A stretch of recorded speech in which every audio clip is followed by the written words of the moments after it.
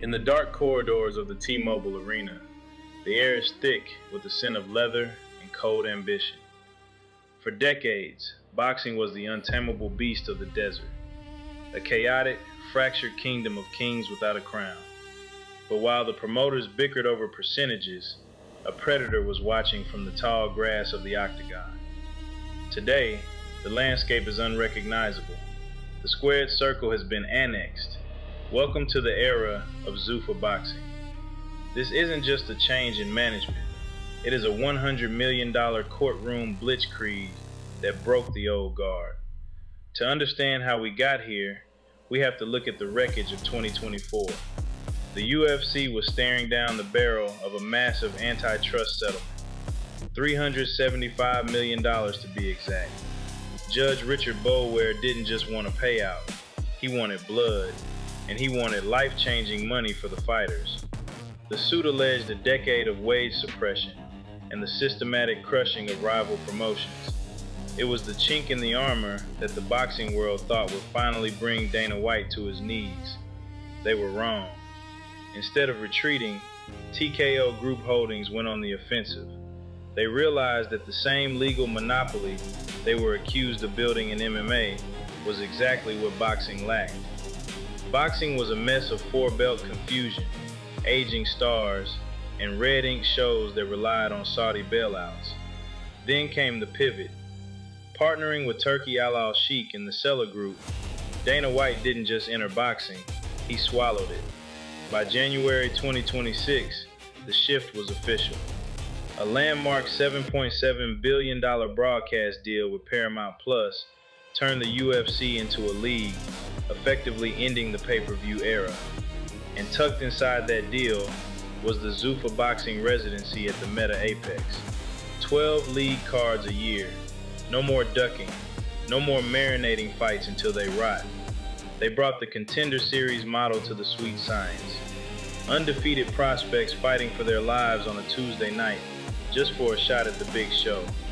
The old promoters, the Hearns, the Warrens, the Arums, found themselves frozen out of the new infrastructure. They were used to being the kings of the hill. Now, they are just tenants in a house owned by TKO. But this victory came with a cost. While the UFC model brings order, it also brings the fine print. The Ali Act, the very thing meant to protect boxers from predatory promoters, is currently under siege. Lobbyists are swarming DC to pass the Ali Revival Act, a bill designed to let Zuffa treat boxers like MMA fighters. If it passes, the courtroom war will be won, and the era of the free agent boxer will be dead. Tonight, as F.A. Ajagba stares down Charles Martin in the main event of Zuffa Boxing 03, the atmosphere is different. There is no glitter, no excess, just the clinical cold efficiency of the Zuffa machine. The $100 million check has been cleared, the lawyers have retreated, and the cage has evolved into a ring. Boxing didn't die, it was just acquired. The heart of this takeover isn't the ring, it's the balance sheet.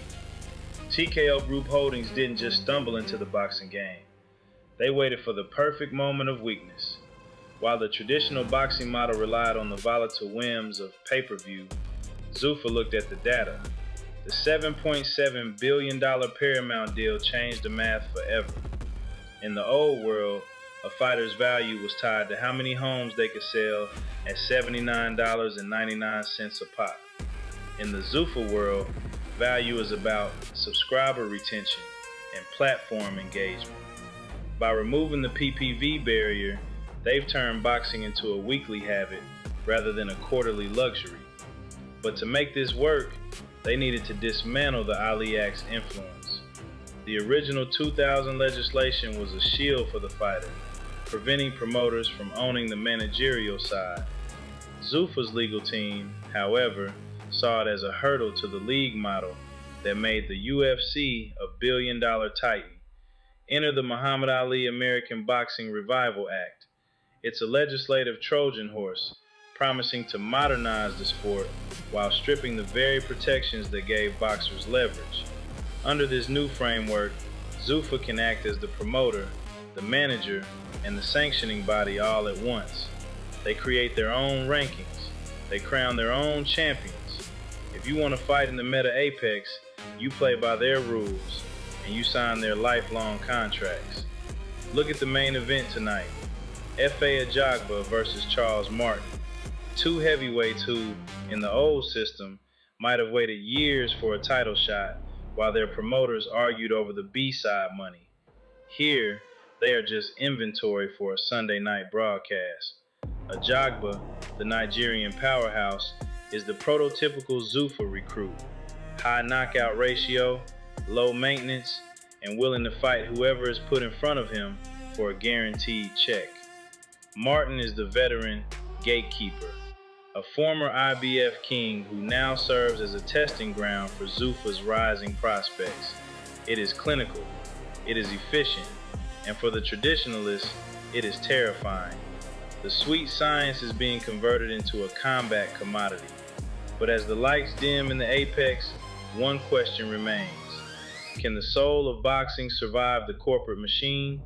Or is the $100 million war just the first payment on the total purchase of the sport? The bell is about to ring. The lawyers are gone. The violence is all that's left. Thank you for watching Ringside Row.